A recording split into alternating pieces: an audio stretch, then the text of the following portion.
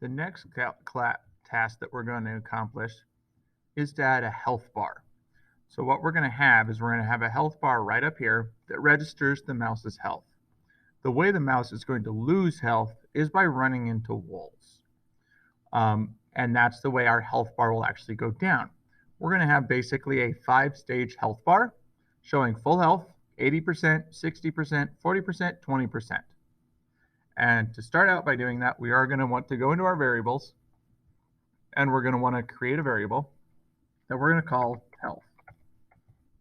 Naming variables really helps, and we do want to have it for all sprites, so we can use it to control a few different things. Excuse me. So one of the first things I want to do is that I already have something that is looking at touching the walls, and right now it just moves back 10 steps. What I also want it to do is I want it to reduce my health by 1. So I have to put in -1 and put in health there. The next thing we want to code is the setting and resetting of our health numbers, and also making sure that as our health reaches 0, we remove 1 life.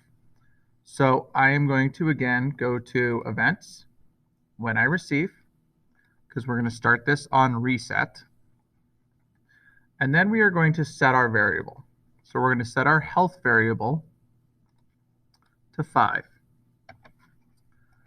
We're going to use 5 because 5 is going to represent full health, 4 is going to represent 80%, 3 60, and so forth. So that's the scale that we're going to use for this instance. We then want to look at if our health has run out. So we're going to grab an if then. We're going to grab our equals operator. We're going to go back to variables and say if health equals 0, then we want to change lives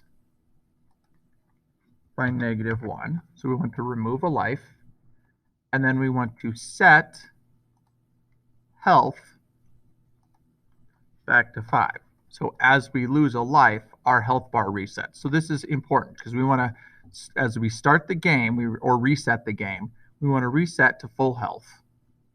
And then if our health becomes 0, we want to remove a life and reset it.